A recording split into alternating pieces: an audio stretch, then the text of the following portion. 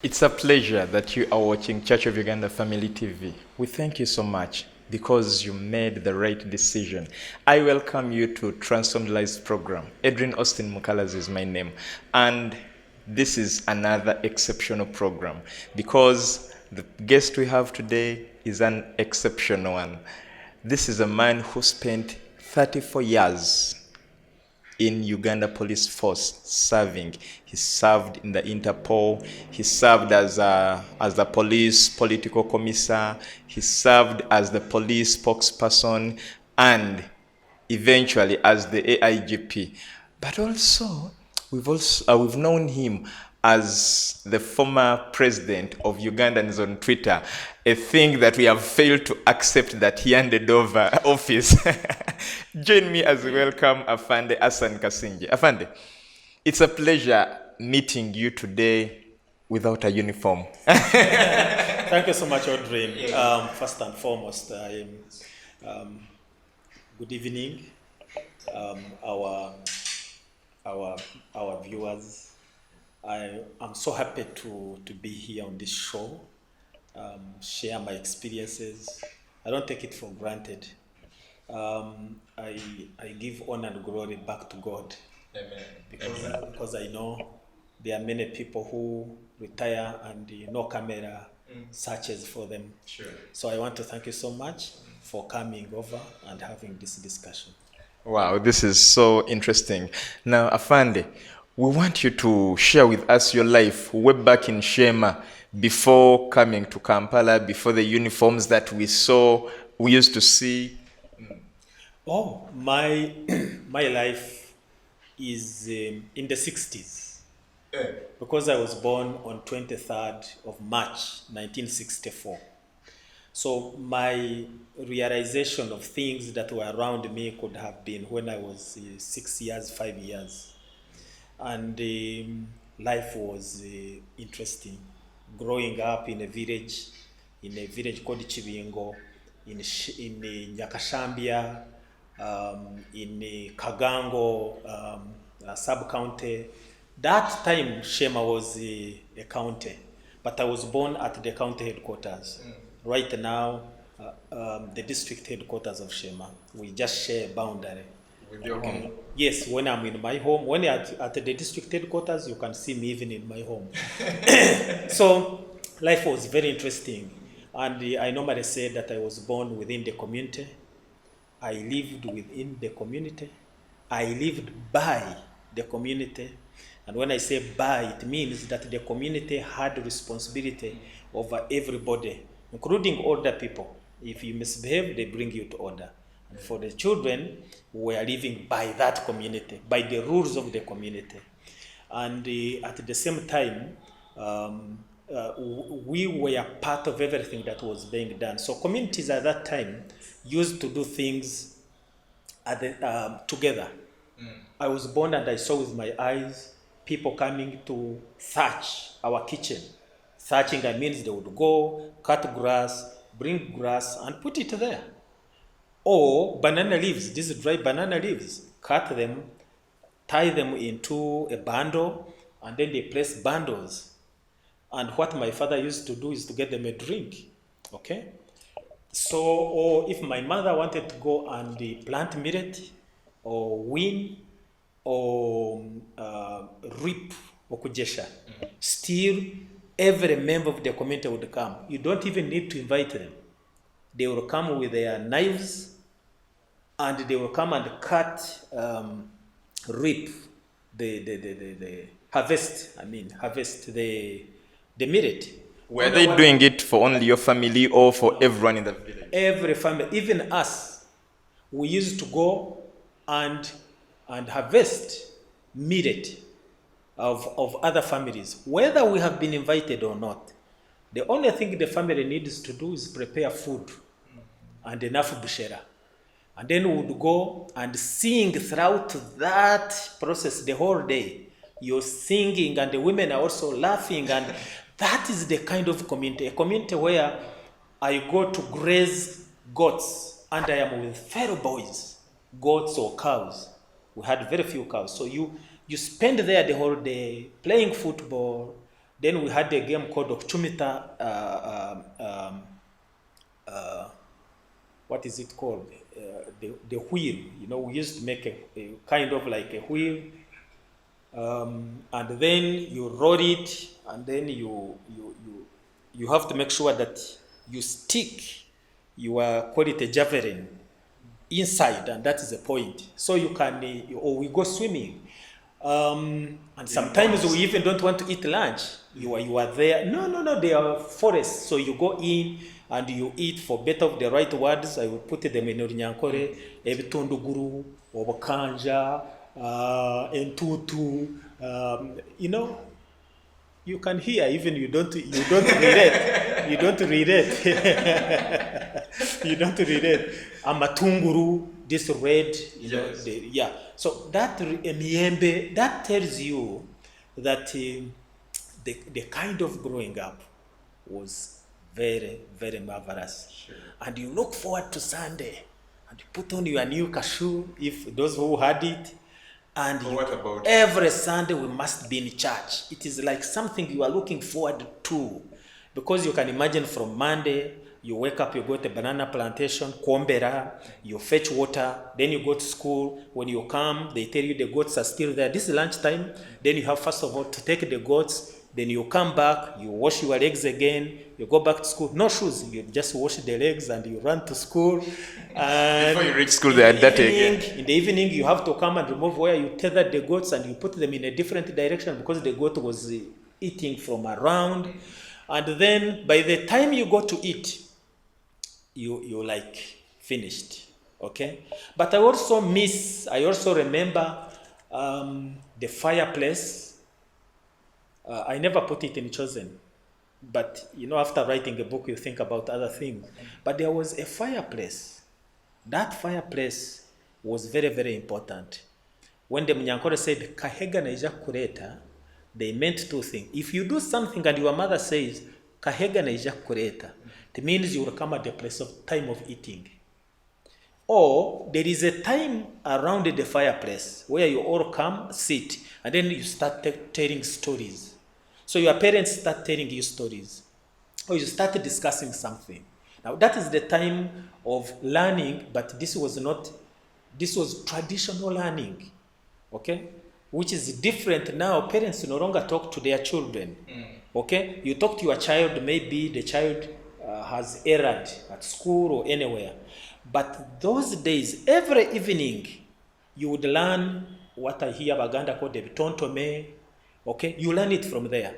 They are these things, shaku, you know, so they must teach you, and all those are things that you relate with in life. Okay, so that's how my childhood was. Wow. Interesting. Wow, indeed it was interesting, and we miss such a life these days, including your children. They must not have lived such a life. They are learning Rinyankore. They are learning. Yes. Wow. So, Afande, then what about school? Oh, school. I'm telling you, school was very, very interesting. Because I started school, what you can call church. You just go and then we are told about Jesus Christ. We are told about these stories. We are showed these stories by simple illustration on a cardboard and that kind of thing. 1970. I was 6 years, and then I started primary school. And primary school, for us, we started what you call now nursery. For us, we had one class called P1, but it had P1A, P1B, and P1C. So when you come, you start in the P1C. Then when you do well, the next term, you go to P1B. Then the third term, you go to P1A. And then you do an exam, and then you go to P2. But what is interesting, the P1C, P1B, P1A were all in one room. So the first line in front is P1, P1C. The second one is P1B. Now, those who sit behind are P1A. So very interesting. Now you can repeat a class. Yes, supposing the year ends and you have not reached P1A, what happens? But then I also look at the size of the class. Yes. If P1A was supposed to be on the front row, now if everyone excels, would they fit in that first row? Yeah, because the first one could maybe had 20 children and 20 children and 20 children. So someone is teaching a class of 60 children. And then they go to P1 when they are maybe 50 children. Yeah. And the 10 step back. Step back or go to another school or something like that. Okay. Yeah. Then P2. P2, the same thing, you know. P2, 1. So P2, P2, A, B, and C. no, only one. Okay. P2, 1, P3, like that, only one class, yes. Up to P7. Yes. Then secondary.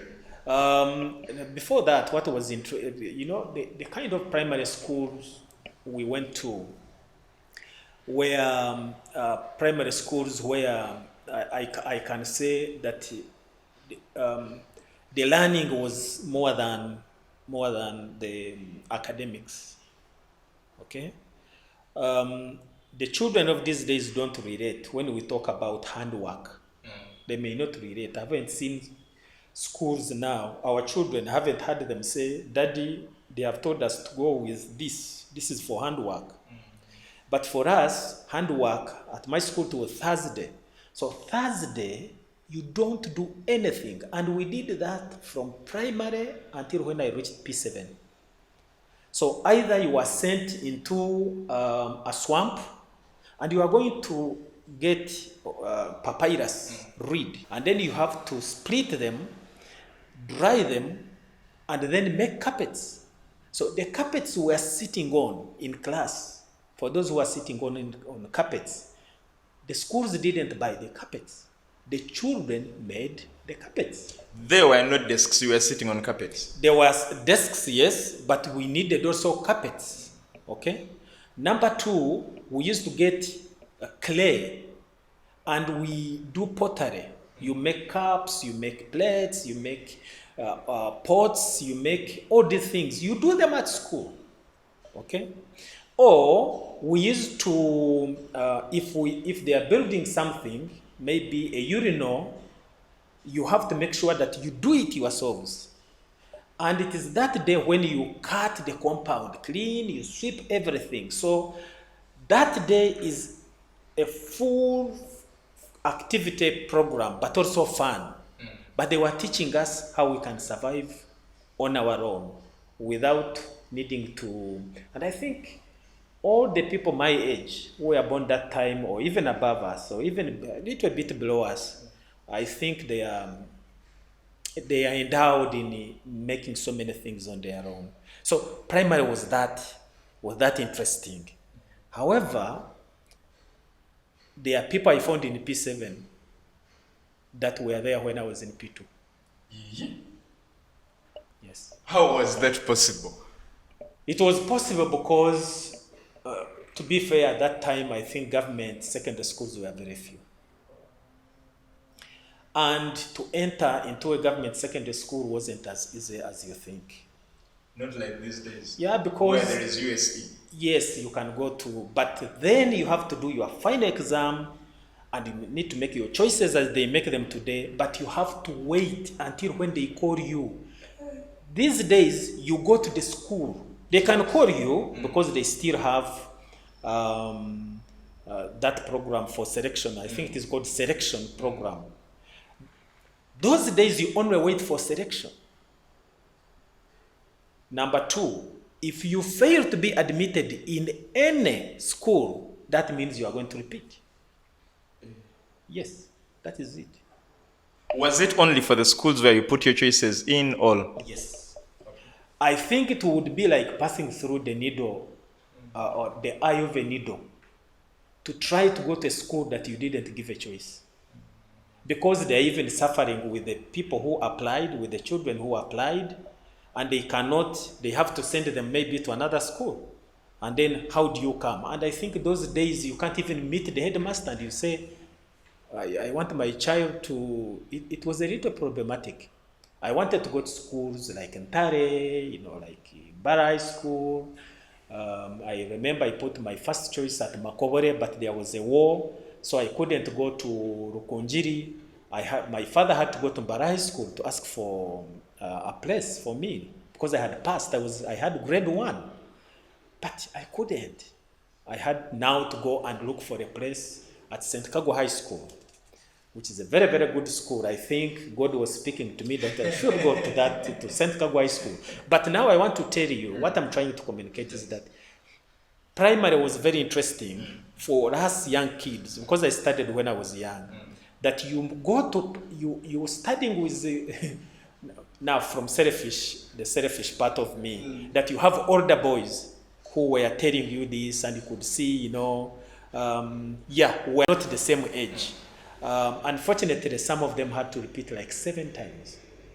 Yes. Because they have failed to get placement. And the bad part of it is that some of them have to drop out at primary 7. You never know. Some of our fathers, the people of my age, when I talk about this, they relate. Some of them had to leave primary 7, including the girls. The girls had to drop out of primary 7 and get married. When I was in primary 7, we're about to sit for exams, and one of our classmates was given away, Kinjira, and we went as enshagarizi. This is a girl who was with us. We are about to do an exam in 1 month to come. But here we are in church, she's getting married, and it is like business as usual. If it was now, the man would have been taken to court. Okay, he would have been arrested. So now you can see how many people dropped out of primary because secondary education was not easy to go into. Yeah. Okay. So you eventually make it to secondary. Yes. Mbara High.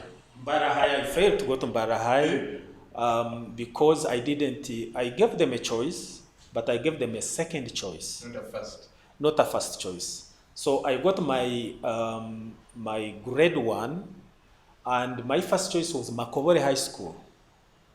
And I told you there was a war in 1979. So my father said he cannot take me there were no buses, there was no transport. So you either had to take your child on a bicycle or you have to foot. Now, how do you foot from Kabohe and you go to Rukunjiri? So he said no. He tried Barara High School. And when he reached there, they said, okay, your son has passed, but he never gave us first choice. So what we do, shall put him on a waiting list. Come after 2 weeks. So he goes after 2 weeks, they say the place is full. My father is a peasant, he had a shop, you can call him a shopkeeper. Now, he doesn't know those things, Probably when he was there, somebody may have come and parked his car there and said, my son, and they gave. So I didn't go to Mbarai School. Instead, I had an uncle who was working in Bushenyi. Bushenyi, there was a businessman called Rohombe. Rohombe had a bookshop in Bushenyi. I've not had another bookshop in that town. So my uncle was the manager of that bookshop near the police station. That's where his bookshop was. And my uncle was a little bit educated and sophisticated in the way he did his things. So when he heard that I was going to repeat primary 7 because I failed to go to Mbara High School or Makobore, and I had grade 1, he went to St. Kagwa. And he met the headmaster to Guruhwayo, Protazio to Guruhwayo, who retired as an RDC. But that time he was the chairman of DP in Bushenyi. He was a big man. So he went there and they said, oh, he's late. Others started a month ago. Let him come. So I went when others were there, and the rest, they say, is history. So were you at St. Kagwa up to senior 6? When I went to St. Kagwa, there were some issues. I saw rioting for the first time. When I was 2 weeks, the police came and this is the first time I didn't like the police. So it is an irony. Okay? These things that we go through too, young people must know that the things that we go through, sometimes they shape our future. Even if it was negative, even if it was a challenge, that challenge now starts to shape, to inform your future. So one of the things that I saw, I don't know how the police came. They reached the compound. You can imagine a senior one kid who has spent two, and we are coming from war, and we have been seeing the guns. We have been hearing the Nyankore called the kajugujugus. These are missiles, okay, from maybe Tanzania border, and the missile comes and hits a home near your, and people die. So we're scared, and we are hearing from that war. And then the police come. I think they were about 6, and they had G3 guns. Those are the guns they had that time, and they shot in the air, and we all ran. There's a banana plantation at St. Kagwa. Inside there is below there is a swamp, and from the swamp you can go to a village called Chikuba. Those who enjoy Kabagarame, those who come from that place, now, if you emerge, now you would go to Kabagarame, okay? So, that is the experience. But later on, and then I had to go to study from my uncle's place. My uncle is from a village called Chijumo. Chijumo is from a small place called Kabare, okay? Now, this is deep. As you go to Shaka, then you branch at the Shaka Hospital, then you go deep. There's a famous man, he died, called Tibakuna. And I would go through his farm, and I go to my uncle's place. Now, from there to the school, each day is 10 kilometers. Okay? And it was difficult. It was very hard. And then later on in third year, we were staying. There is an old man in Bushenyi called Haji Zimba. He built a hostel, and we were staying that. You know, you are young, but you are on your own. But when I went to senior 3, senior 4, we had another headmaster called Karechezi, Deus. He changed the school, and he gave us hope. You know, I think we would study our reports, those who are doing what. And then he said, because now they had put, when I was in senior 4, they had put HSC. And he said, I would want you back to this school. So I did hard, studied hard, and I remained in that school. So yes, I spent 6 years in that school. And then after Makerere University. Makerere University. Why among all the courses at Makerere University you chose economics and political science? Now, it was mainly 2 things. And I want to be honest to you that my first informed opinion was we were following a year, the pioneers of HSC, and they did bad. Only one student qualified to go to Makerere University. Unfortunately, he reached Makerere University first year, and he died. Now, we are now coming and taking over from that cohort, the first. And then if the others failed, am I going really to, I know I'm intelligent, but really, am I going to be one of those? So I said, you know what?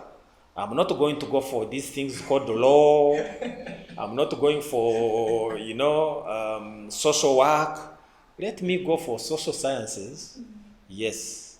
And then when I was meeting the DC, the district commissioner of Bushenyi, and then he looked me in the face and said, you want to do social sciences? Make sure you put political science. Even me, I'm a political scientist. Then I said, you mean I will become a DC? Then he said, yeah, you can be a DC. Then when I went back to school, I said, I'm going to do political science. I want to be a DC. I did political science. I didn't become another DC. Yeah. What must have went wrong? No. When we reached Makerere University, our course and the kind of mentorship that we got. Many people coming to tell us about our country. You remember now the government had come into government. This is 1986. That's when I went to Makerere University. And so we are preoccupied with our country, where it was, where it is, and where it is supposed to be. And then we were convinced that one of the areas we need to get involved in as young people at the university was in the security sector. So most of us during our time went to intelligence services, ESO, they went to UPDF, they went to police, and they went to prison service. Yeah, so my calling came for police. So is this how you start your journey in police? Yes, that is how I started my journey with the police. So you didn't even get any time to breathe. From university, you just joined police immediately? From university, I went straight to Chankwanzi. Yes, I think we were about 200 students that were taken there who had finished their courses. So we went to Chankwanzi and we did a 4-month course at the School of Political Education, as it was called that time. And then from there, before we went, we had done public service interviews. And by the time we left, I had been selected for police. So I only went home to relax a bit. But unfortunately, we were supposed to start in October. That training didn't take place because the training college had been offered to a crime prevention college at Naguru. Okay? So they postponed the training for the police to 1st of March 1989. I'm talking about 1884 now, 1988. So what did I do? I went back to Makerere. I applied for a course of postgraduate diploma in education, PGDE. And I started doing PGDE. And when I graduated, and it was the first time to go to Makerere, I had finished my exams. I had finished the coursework, what we call coursework. But I was left with going into a class and then to do the teaching practice, which I didn't do. So I never have that diploma. Oh. Yeah. So I went to the police now. Yeah. So you have the 4 months training, and then what happens next? The 4 months training in Chankwanzi. That's why I said I went to postgraduate diploma in education, and then immediately after that, I went to Chiburi Police Training School. Yeah. For how long were you in? I did 9 months. We started in March and ended up in December, mainly doing law, basic law, especially the Penal Code, the Magistrates Court Act, that kind of law, criminal law if you can. And then we did the police laws, the police procedures, the Police Act, and that kind of thing. And of course, then we have also to study political economy, which now for me was like, revision, because everything was about political economy. And then we also now look at the real life experiences of a police officer, of somebody at that level. You are an officer, you're going to be a cadet. How do you eat? How do you talk? How do you, things like that. How do you handle yourself? Things to do with talking to people, being in whatever. You all study them from a college. Yes. So out of this Chibuli training school, where was your first posting, and what was your first experience now in uniform? My first posting was in Entebbe Police Station. I went to that station as the OCMCB. MCB, Minor Contraventions Book, that deal with the assisting CID in minor crime, so that CID can only concentrate on major crimes, murder, rape, defilement, and that kind of thing, robbery. But for us, we were dealing with I was in charge of a unit that was dealing with assaults, people have fought, things like domestic violence. It is a huge issue, but at that time it was not a huge issue. It was a minor issue because it didn't have even a law regulating domestic or gender-based violence, as you may call it. There was no Children Act. So everything they would say, those are family issues, go to MCB. A man has beaten his wife, that is a family issue, go to MCB. So you can imagine those are the things that I was handling. Then how long were you in Entebbe? I was in Entebbe for 4.5 years. And then I left Entebbe, I went to Apache. Yes. And from Apache, I went to police headquarters to start a new unit called community policing. That was in 1996, in June. Yeah. So you're the pioneer of this unit. I am the pioneer. I'm the pioneer of community policing in Uganda. Why was this unit established? It was established around 1993, but at that time it was being done by a British support program. The British Council supported that program, and we had an officer from London Metropolitan Police, and then when I joined, then he told me what it was all about. He took me to UK for training, and then I was able to start that program and roll it over to where it is. So Afande, in all these police duties that you are assigned, when do you become an evangelist? My life is a life that you can say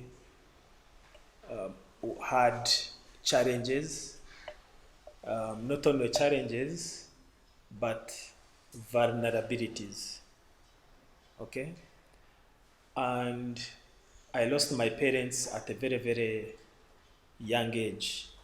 I was 1 year in the police.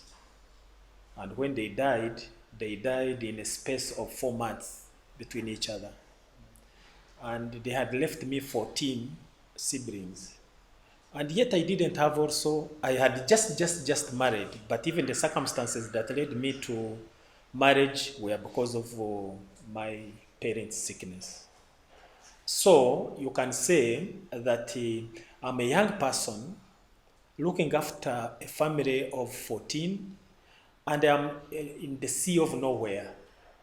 What am I supposed to do? Only my brother who follows me had finished Makerere. On the day I wedded, that's when he arrived. He's called Herbert Mugumia.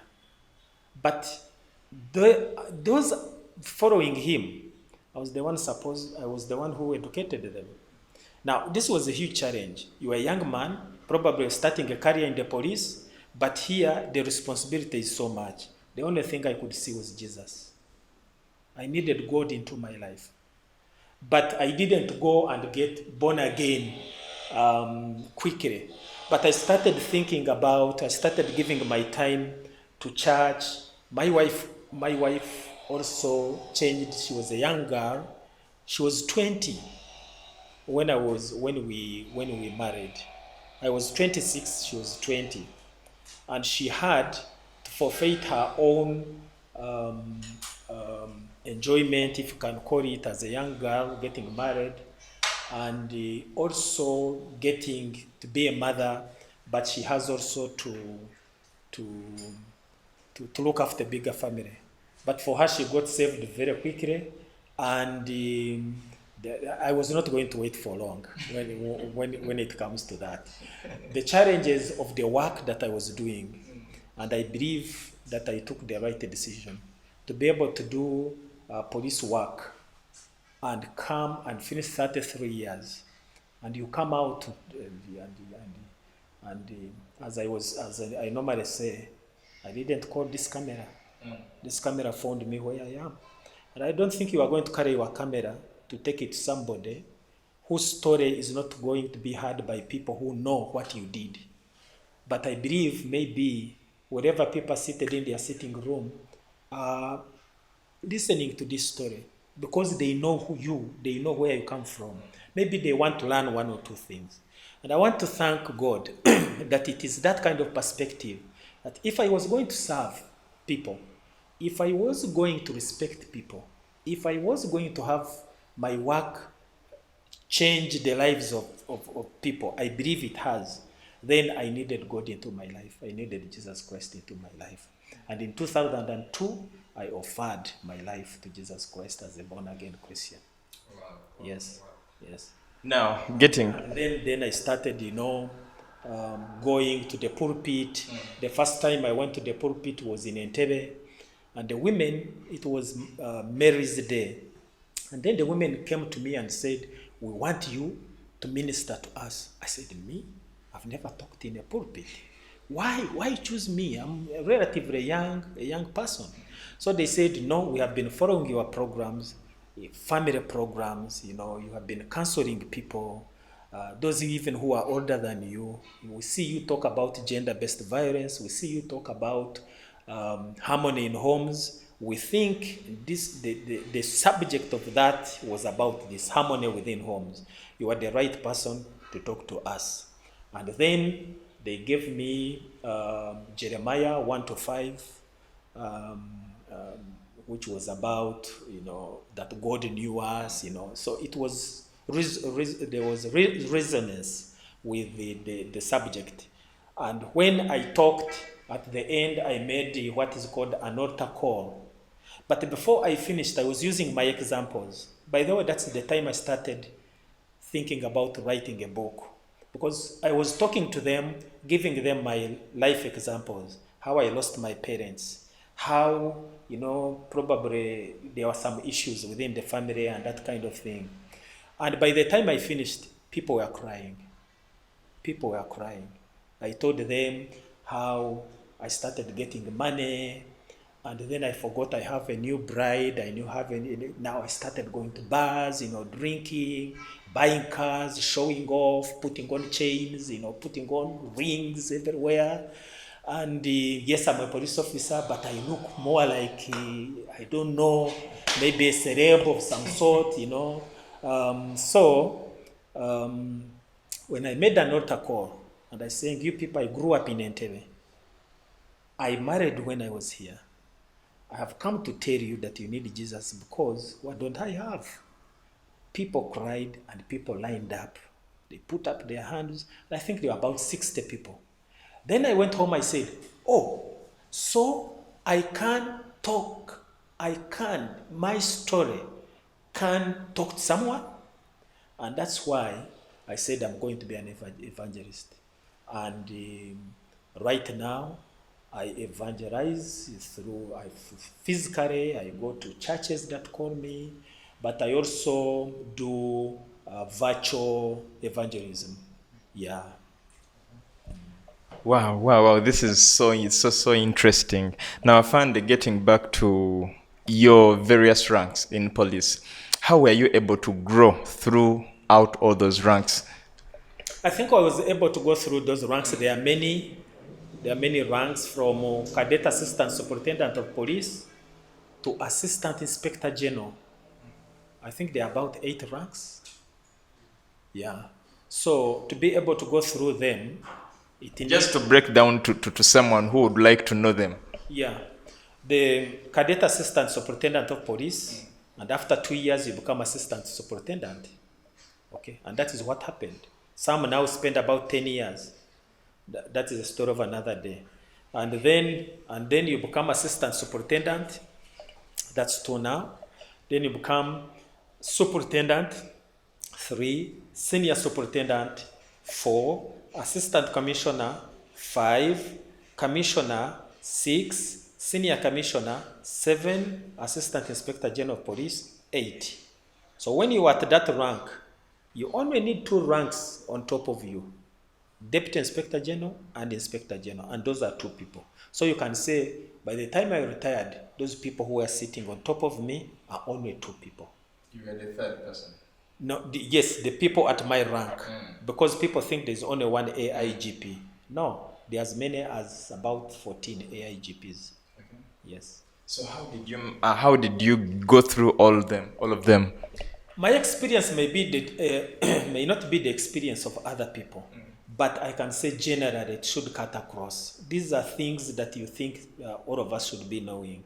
And sometimes when I started going on Twitter, a young person can say, "You are AIGP because you were Munyankore." Come on. So people think that it is as simple as that, but I can tell you it needs discipline. If you're not disciplined, And I know there are officers who are listening to me. And we have said these things in the police. And they will continue to be like that until when you leave police. If you are not disciplined, you will never reach where I've reached. You need to be disciplined. That is number one. But number two, police work, people think it is a dishonest work. You need to be honest. Honest. People need to trust you. The public need the police they trust. If they don't trust you, you have broken a covenant between you and them. And however much work you do, however hard work you do, that integrity survey of the IGG and other people will come, and then they say, who is the most corrupt in Uganda? They will say police. Whether you work hard, whether you eat a bribe or you don't eat a bribe, it will be police. For years to come. And I want to tell you, I know what we are doing, I know what you do in order to change that perception. They will not change as long as they don't trust you.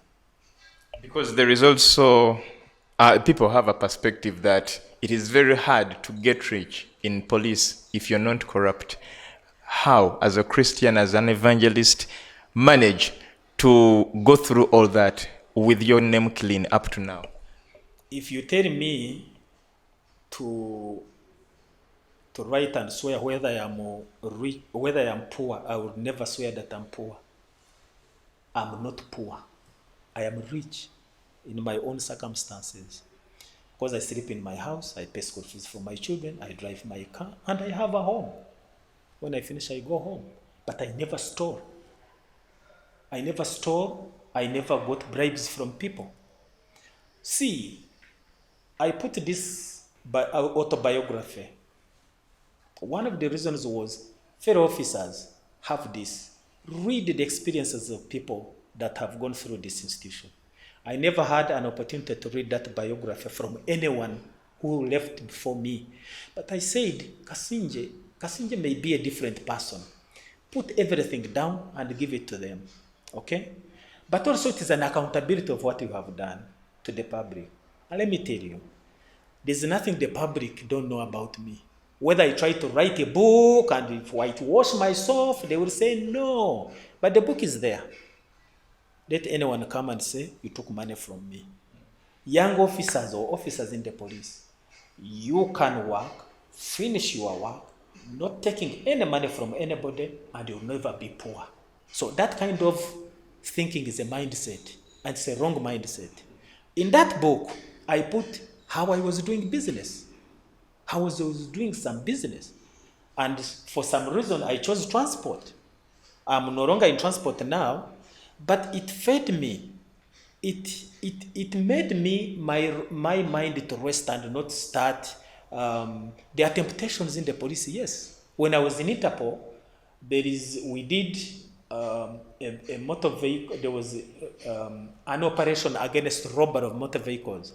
It was an Interpol, it was a global thing. But for us here, we did it East Africa and South Africa. We went to Pretoria, Johannesburg, and then we agreed on our operation. We came and did it. We impounded 23 high-value vehicles stolen from UK, from Southampton and Portsmouth. These vehicles were here.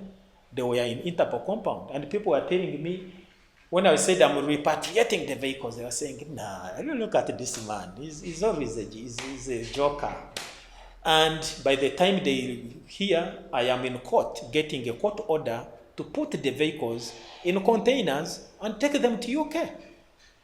That's when they realized they ran to court, they tried to stop it. Actually, I got an order that I should return the vehicles to the owners. Then I said, who are the owners? The owners are the people who lost the cars. So I went to Attorney General's chambers. I requested to go and challenge this. And High Court challenged the first court order. And I called my colleagues in the UK. I said, you guys, come running. So they came, worked hand in hand with the British High Commission. The 23 vehicles were put in 23 containers, taken to the sea, and returned to the ports of Southampton and Portsmouth. It is something that people don't even know. But I have the BBC stories and all that. But one of the owners of those vehicles tried to bribe me. I will not mention the name, but he had a car there, he had bought for a girlfriend, he tried to give me 300 million. And I told him, take that money, buy another car. I don't need his money. And I'm returning the car. And I returned the car. People need to understand that someone can give you money, but you'll never be rich. Police officers need to know that the 50,000 shillings you get from for bond, to give somebody a bond, 50,000, 100,000, you'll never be rich. But what are you going to be? You are going to be isolated by the community. You are going to be resented by the community. And by the time you retire, you will have a very, very bad, should I call it legacy? I don't know whether even you have a legacy by standards of what we mean by a legacy. Yes. Wow. So, Afande, in all the offices you've been to, and even now when you're no longer in uniform, you've remained humble, and your humility cannot be just underlooked. What drives this humility in you? Is it your natural? Is it natural? Is it because of the background, or there is something special about it? Okay, now that's when I'm realizing, and people are telling me that there is this humility and that kind of thing. You know, sometimes you don't know who you are until when you begin to read the reviews of people and what they think about you. I Google myself a lot and I read about what people write about me. But as we have said, this program, I think it comes from the families we are born from. And young people, I read a report where children put their father that he had made it, he had communicated with another girl rather than the mother or something like that. But I can tell you, one thing is family, the respect you have to your parents, and the kind of parents respecting their children. Then the community, the schools we go to, okay? St. Kagwa High School Bushenyi humbles you. Whether you want to be what, it humbles you. Because you realize you are studying from a school which is not entire. It's not a Budo. Yeah? It's not an Amiriango. Wherever you go and say, I'm from St. Kagwa, then guys are like, what is he talking about? Which school is that? So you naturally humble person. Okay? You know you are intelligent, but society thinks you are not because of the school. But when I went to Makerere University, I also went to a hall called Livingstone Hall. Livingstone Hall is a hall of gentlemen.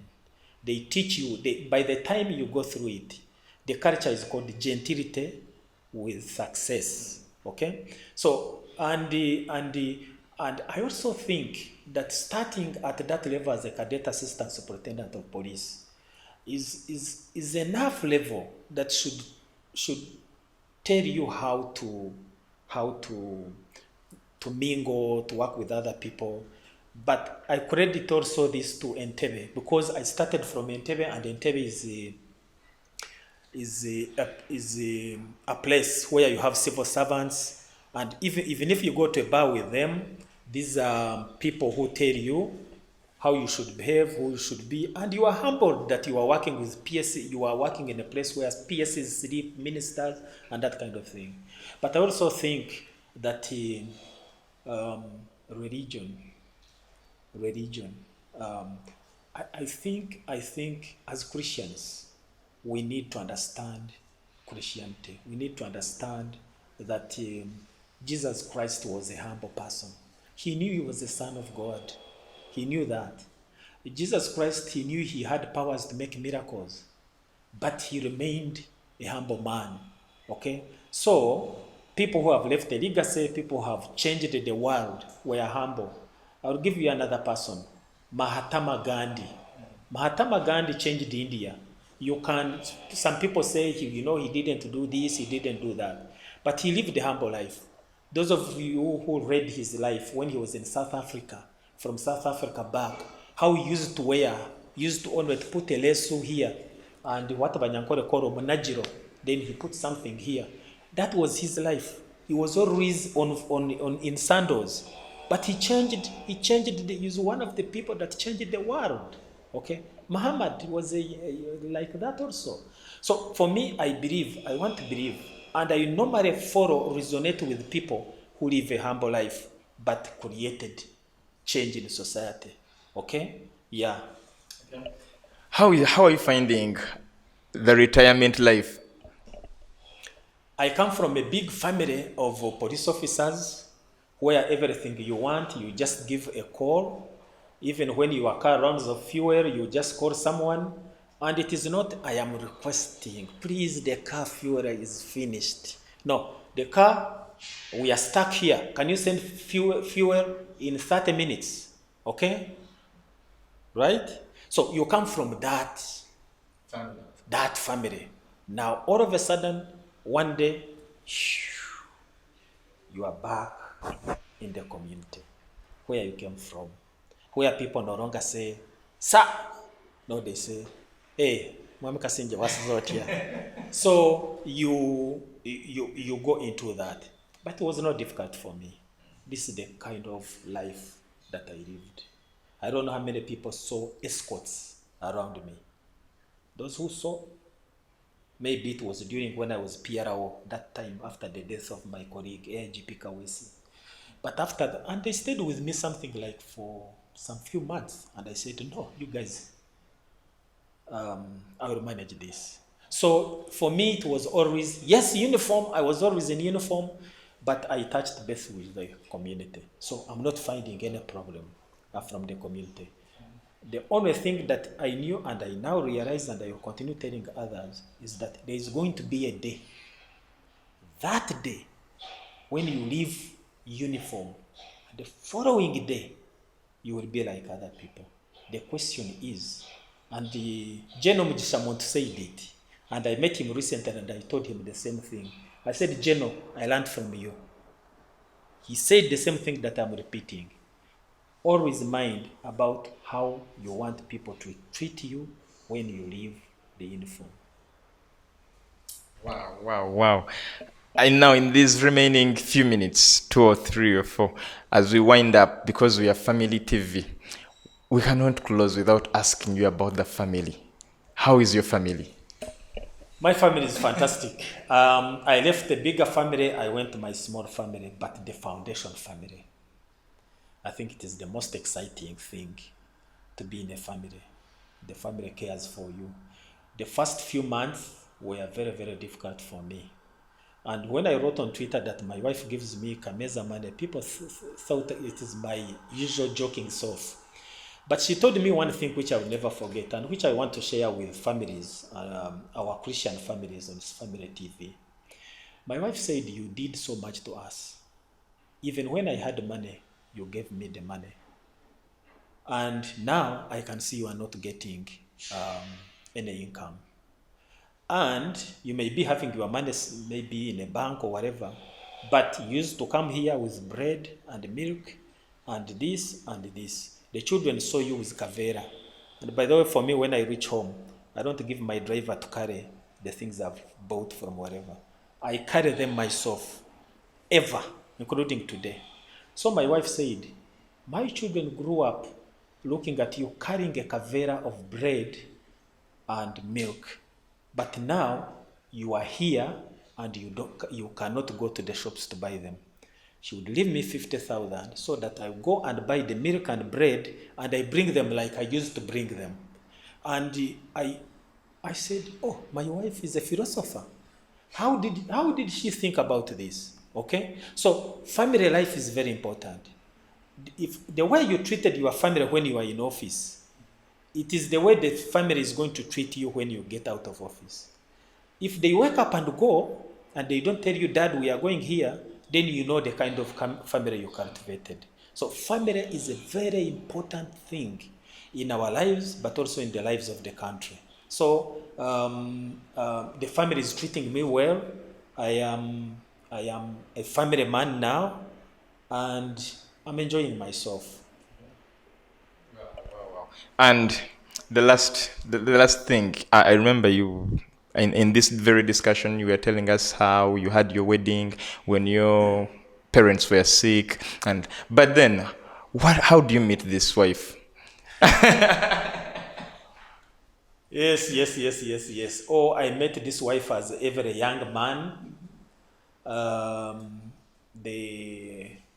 young man who has not been so experienced with girls. And I normally say, and I even wrote that when I was looking when I went to tell my wife I didn't have a girlfriend. And so I went like any other vulnerable young man. I didn't have many words to say, but I knew if I start from, I was in Entebbe, she was at home in Shema. So how am I going to start a relationship? This relationship of today, hi, then hi, then tomorrow, can we go to Cafe Javas? Then you say, okay. Then the other time, there was no time. So what did I do? I just went there, I looked at her, I just got a piece of paper, and I wrote 3 sentences. My name is Asan Kasingye, full stop. Sentence 1. Yes. I would like to marry you, full stop. I am economically viable, whatever it means. Full stop. And I gave it to her. Yeah. That's what happened. The rest is what we see now. The rest is what you see now. Afande. Young people don't do what I did, but somehow God works miracles. Sure. Yes. You never know. Afande, it was nice interacting with you and meeting you. Thank you so much for this time that you've given in. I believe this message has blessed someone out there who has been watching us from the start up to the end. And our request is, next time when we come with another episode, please let the door be open. If Family TV comes knocking, I will unlock my door. There is no question about that. Wow. Yes, because the values that you have with the families and communities. And I want to thank you again for coming here, but I also want to thank you for the opportunity. You can, giving me an opportunity like this to communicate to people is no mean achievement. And I want to thank you to continue doing, this is evangelism. Continue doing evangelism so that we can change perceptions of people, especially the young people. Thank you so much. Thank you so much, Asan Kasingye, and thank you so much to our viewer who started with us, and we are living together. Asan Kasingye is my name. I've worked with Jonah Jal, the producer. In transmission, there is Momoza. May God bless you until we meet again next time. Goodbye.